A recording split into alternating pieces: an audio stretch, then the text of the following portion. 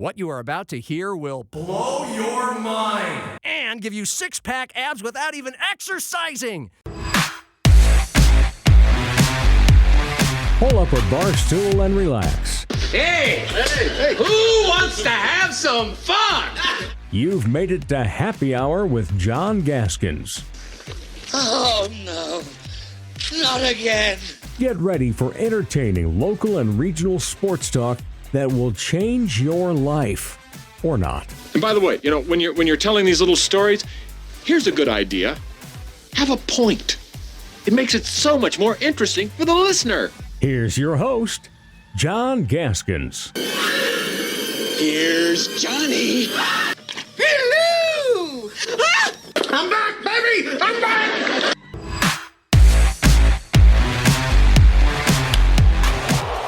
High fly ball, right center field, in the alley, to the track, to the wall. That ball's off the wall. The Twins are going to win the game. Caratini scores. Lee scores. The Twins rally and walk off the Royals. 3-2 the final. Twins win. Twins win. And the Twins win it. Hey, happy hour indeed. On a day when this show is going full blast on football with Jackrabbits, Coyotes, Minnesota Vikings camps blasting off this week. We start with a bang. Minnesota's Major League Baseball team, the baseball team, we're still playing it. They've caught fire. They're a half game out of the last playoff spot, 2 games back of the division lead with 5 games to play before Monday's trade deadline. Magic against the rotten Royals at Target Field last night. Royce Lewis, a reborn hero.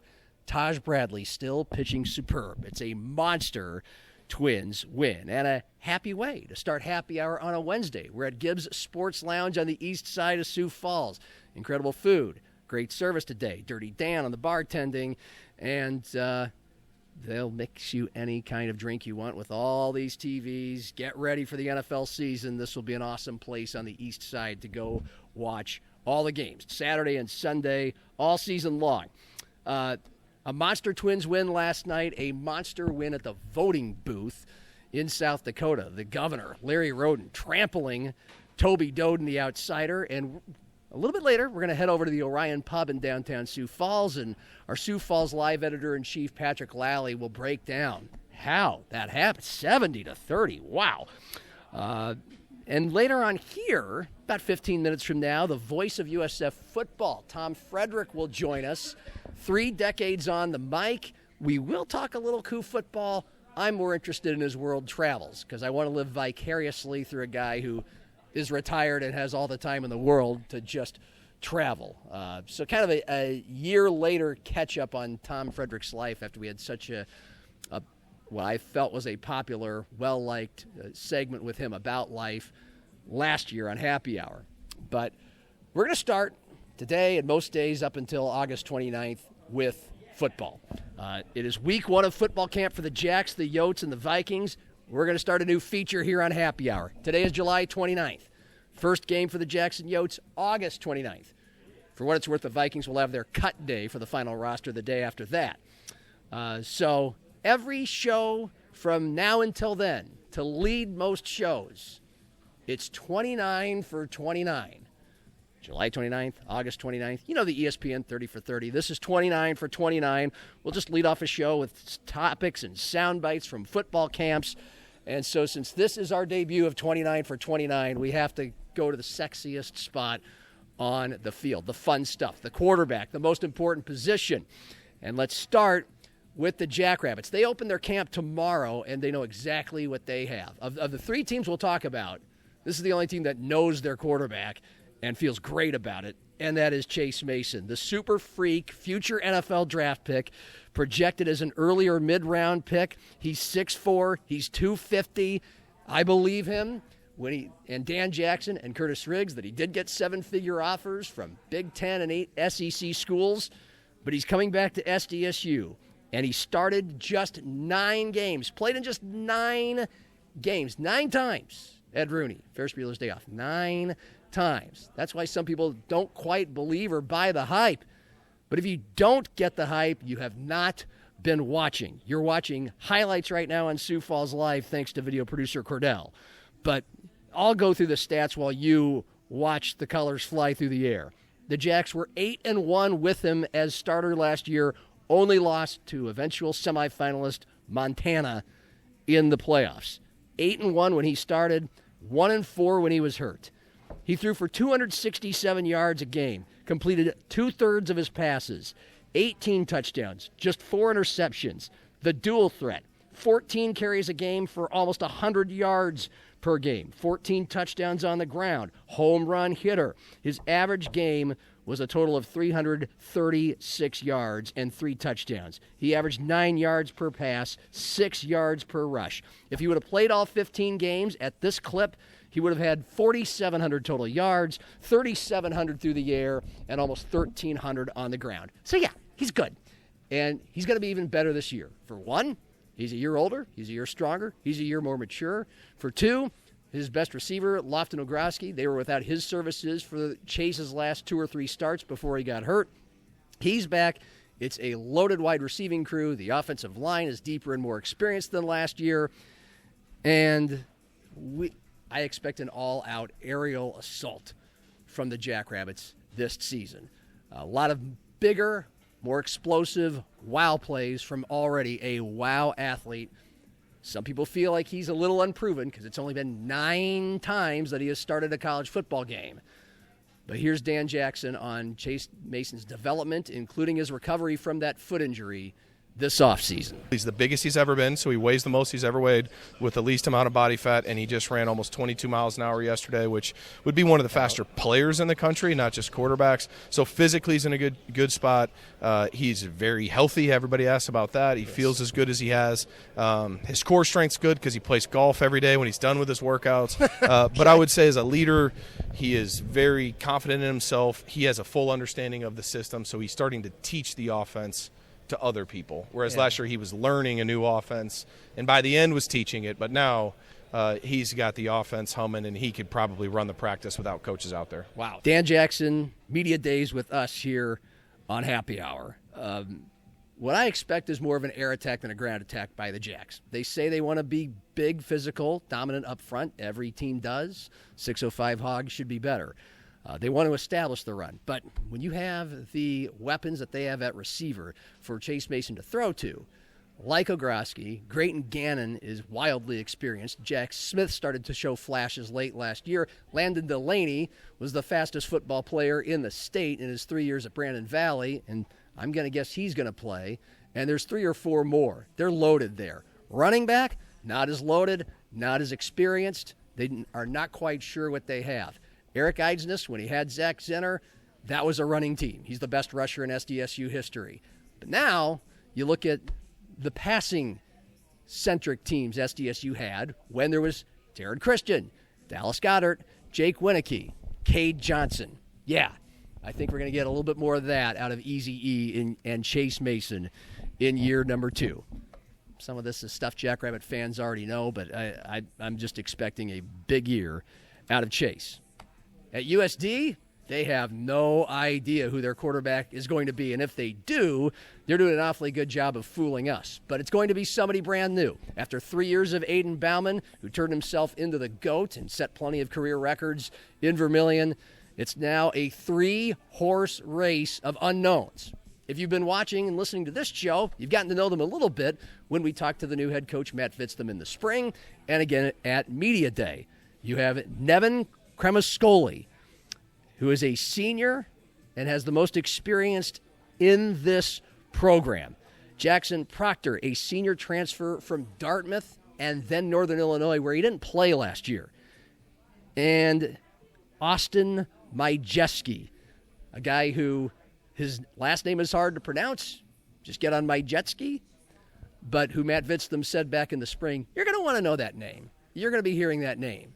Is it going to be now? Is it going to be game 1? We don't know. But here's the latest.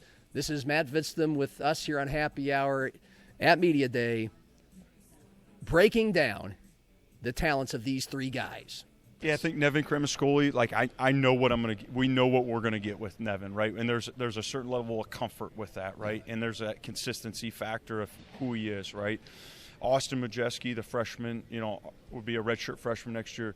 he's got that wow factor. You know what I mean? He's got a big arm. He's going to make some big plays, just kind of honing in on, limiting the damage of a freshman, right? Yeah. And I think that's going to be key for him in kind of this race. And then Jackson Proctor, for him, his legs, right?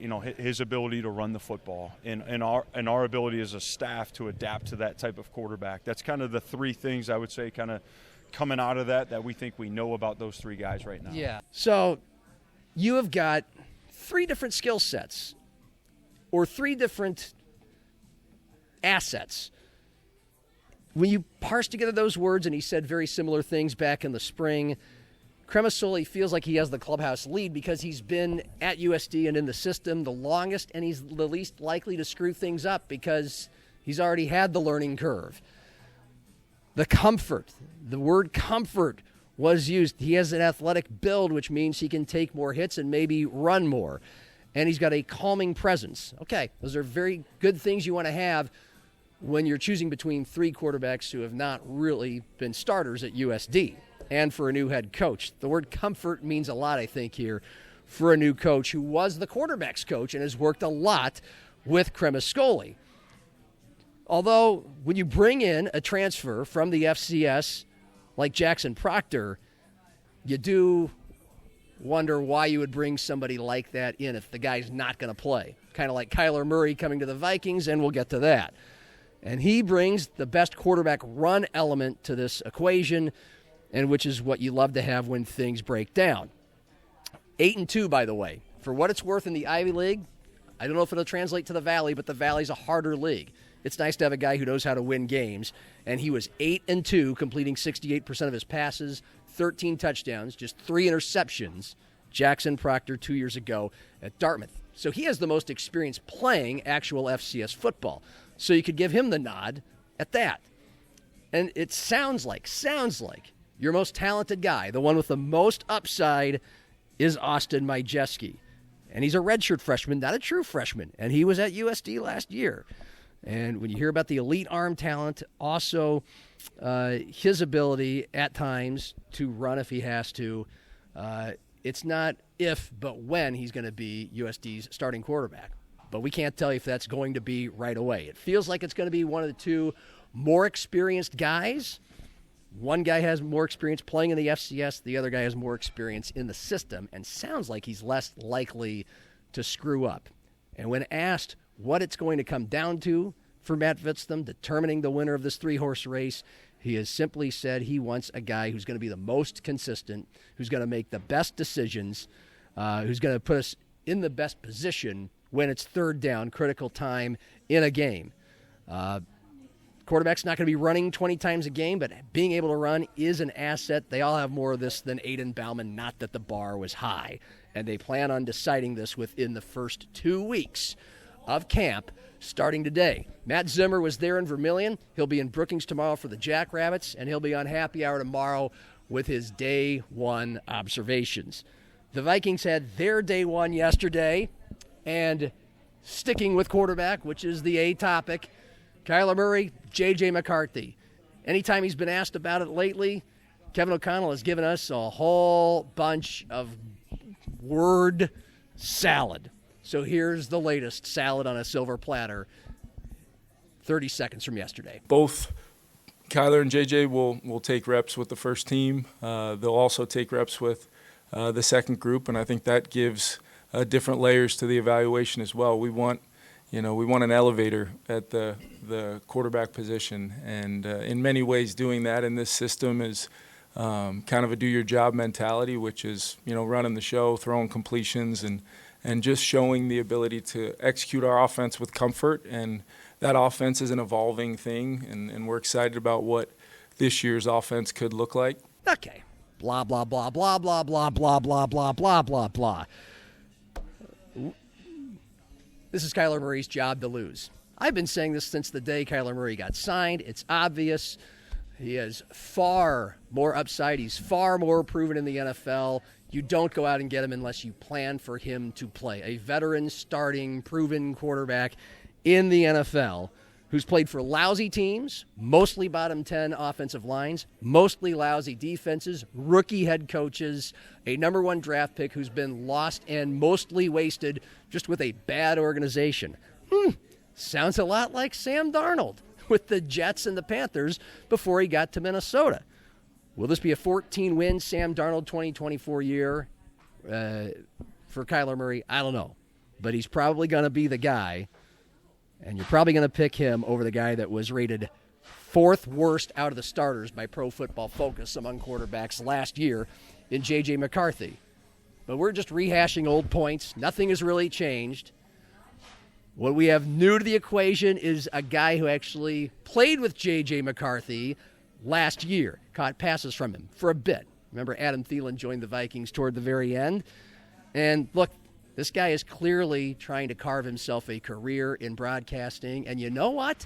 Some actual freaking candor in saying something, that'll help. Here's Aidan Thielen on Murray versus McCarthy. I think it's Kyler Murray's job to lose. I do. I think it's Kyler Murray's job right now. But if JJ comes and shows up and shows exactly what he wasn't doing well last year, and he shows, first of all, when you see JJ in person and you're around him, you want to be around him. He's a great leader. He's fun to be around. He's just like this guy that everyone just loves. So at the end of the day, they drafted him in the first round. They want him to have success. So if he comes and shows it, he could win that job. But right now, it's Kyler's job. Adam Thielen says what we're all thinking. And he probably knows a bit more than the rest of us. It would actually help the Vikings if J.J. McCarthy won the race. He's their more long-term prospect. They want to be proven right with that draft pick, but it was picked by a different GM than the guy who is here now. And you have a head coach who's in his 5th year, whose job seems secure, but Jerry Glanville always said, the NFL stands for not for long. And one bad season, no playoffs, no playoff wins. If it doesn't look good, Kevin O'Connell might be out of a job. And yet, the Vikings are good enough with a Brian Flores-led defense, with a repaired offensive line, supposedly a better running game, and the best receiver in the game. You can't keep the training wheels on J.J. McCarthy. It's Kyler Murray's job to lose.